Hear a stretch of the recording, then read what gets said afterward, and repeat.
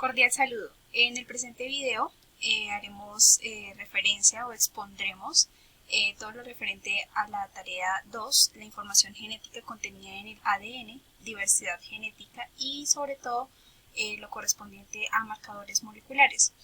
Esto en base al artículo de Fioretti 2008.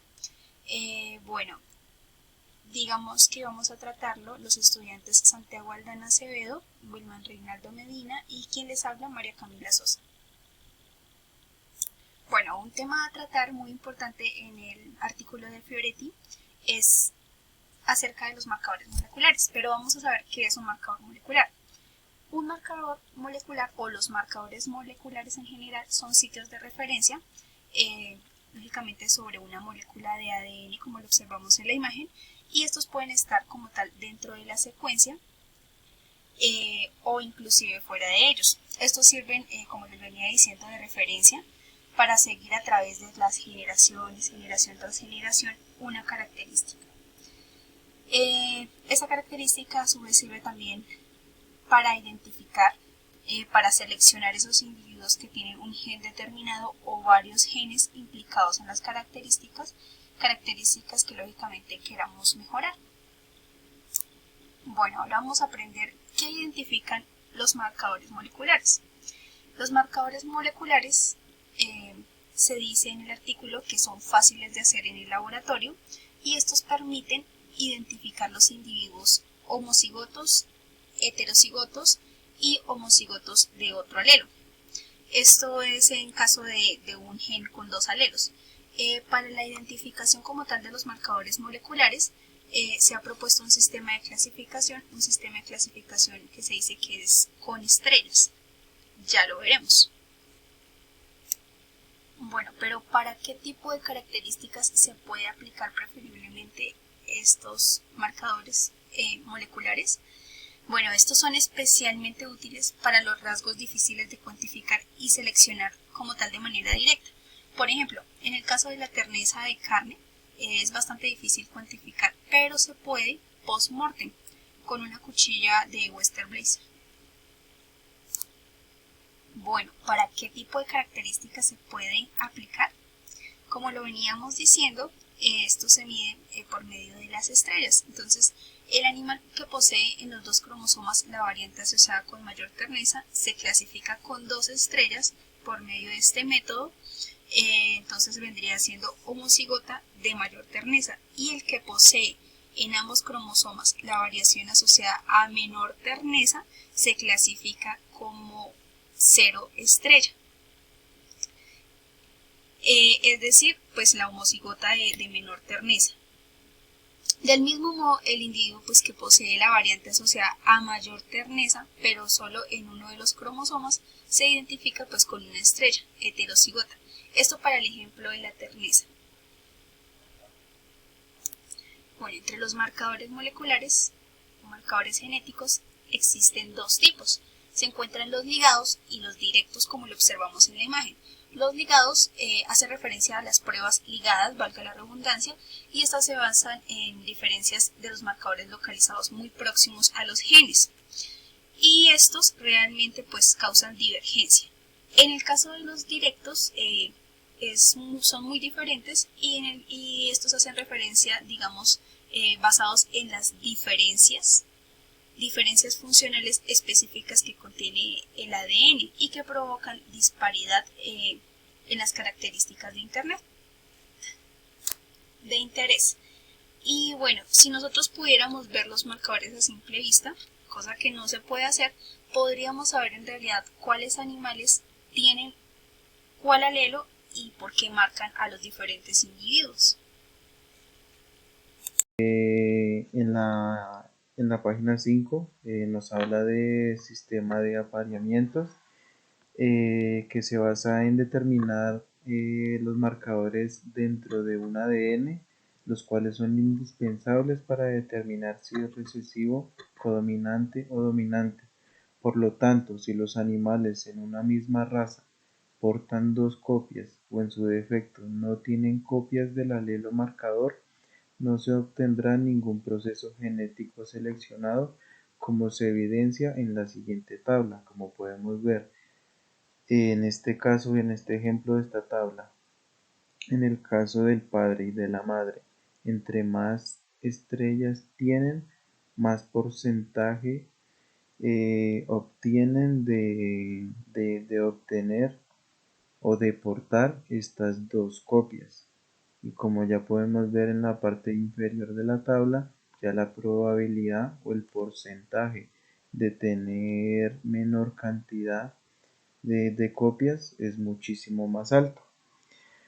En el caso de no portar ningún alelo marcador, la utilización de un toro externo con dos copias del marcador es una manera rápida para introducir el alelo deseado, si son dominantes o si son codominantes.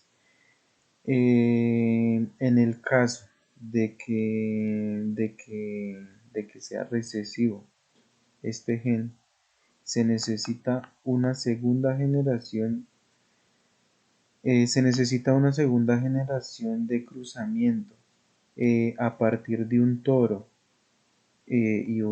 o sea, de un toro y una vaca claramente portadora de los alelos favorables, o sea, de los alelos que necesitamos para que dé una respuesta fenotípica proporcional de un 50%. Claramente, al tratar con genes recesivos, tenemos que tener en cuenta que las afectaciones fenotípicas y genotípicas se van a ver implicadas en 2 o 3 generaciones adelante.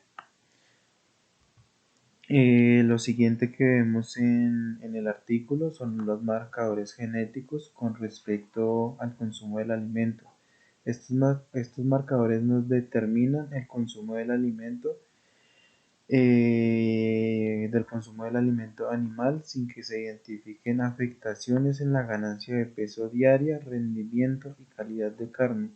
Es decir, lo que buscamos y lo que se ha buscado en alimentación o nutrición animal es que evidentemente el animal entre menos alimento consuma, más nos produzca, más peso nos gane diario y que tenga una mejor calidad de carne, pues porque obviamente va a ser muchísimo más rentable, tanto económica como productivamente. Los marcadores genéticos en el consumo del alimento nos determinan el consumo del alimento de determinado animal sin que se identifiquen afectaciones en la ganancia de peso diaria ni rendimiento y calidad de carne.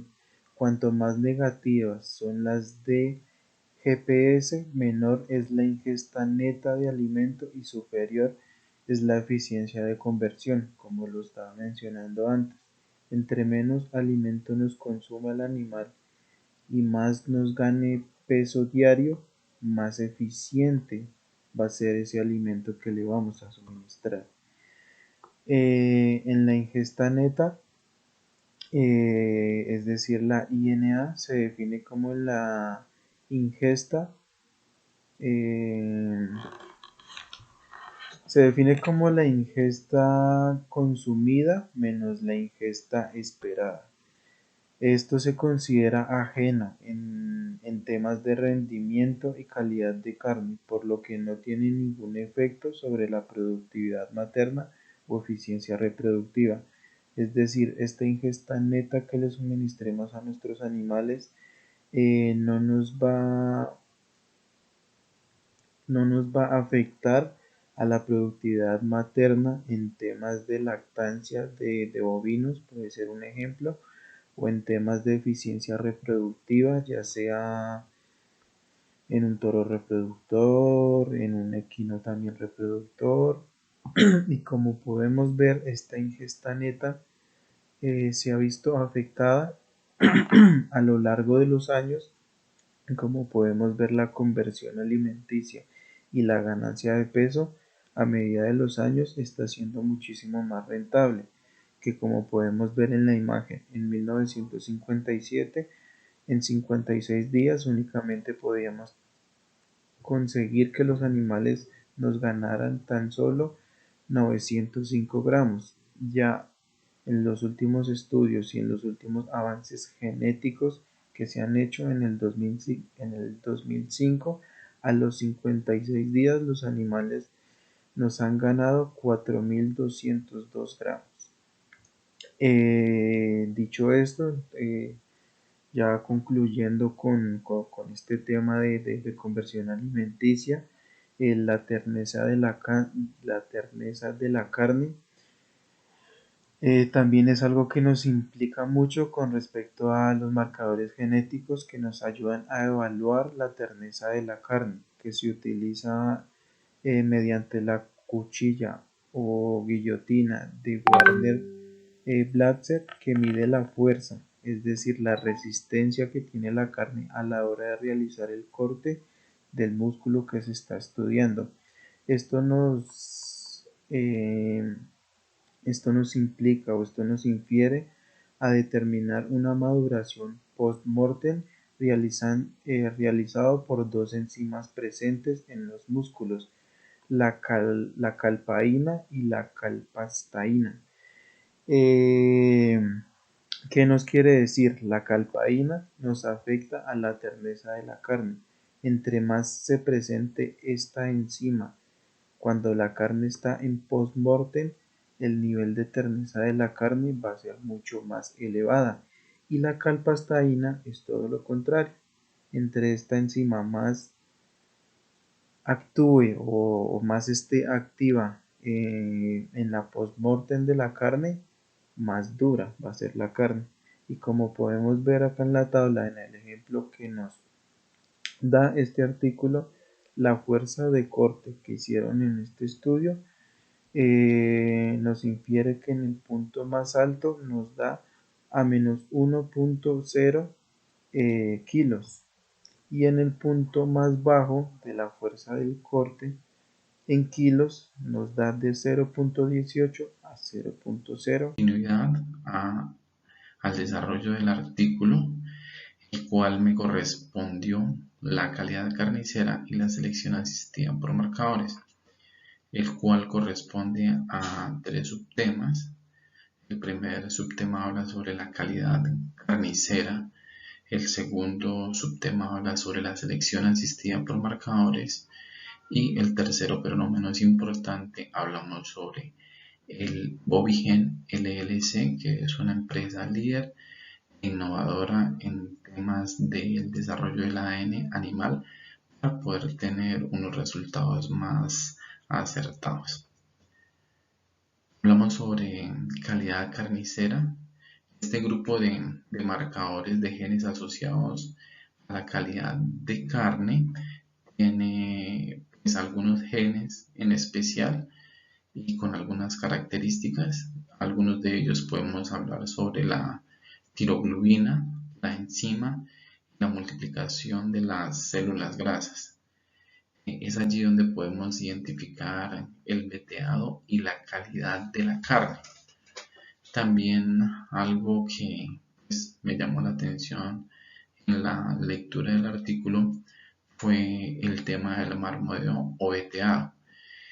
Teniendo en cuenta esta característica del veteado, es donde nos da un sabor, una jugosidad y una terneza en temas de carne. También pude darme cuenta sobre unas siglas, la cual corresponde a la letra U, SDA, Choice, que básicamente es un sinónimo de la buena calidad que presenta la carne.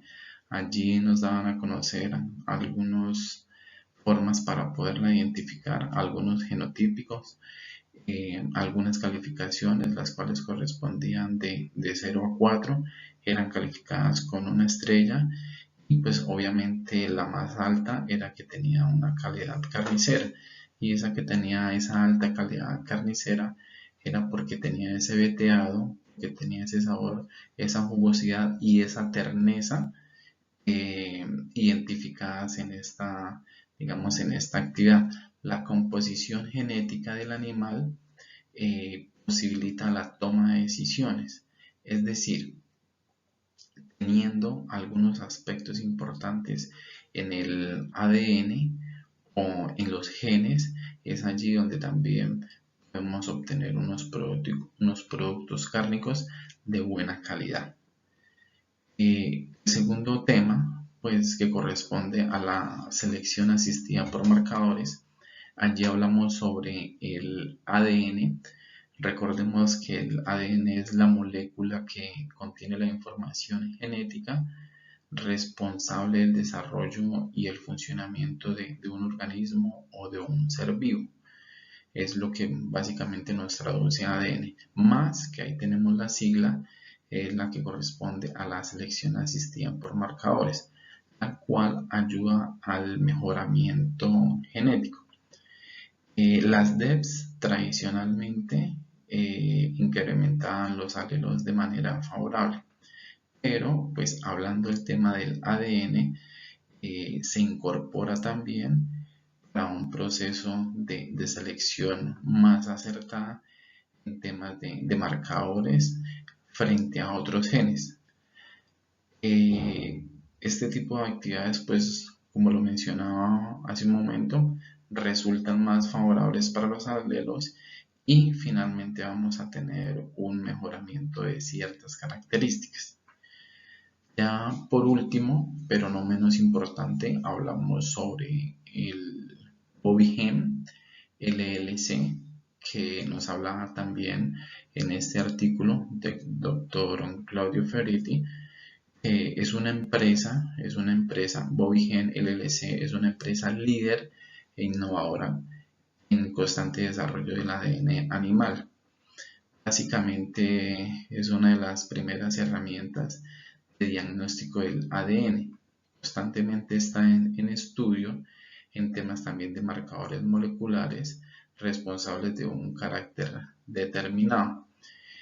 Esto con el fin de poder tener una eficiencia de conversión para poder tener esos resultados, como lo mencionábamos hace un momento, de marmoleo, de calidad de la carne en temas del sabor, jugosidad o terneza. Pues básicamente esa fue la información que a mí me correspondió para concluir el artículo del doctor Claudio Ferretti. Agradecemos por el tiempo prestado a la presente información y espero sea de su total ayuda.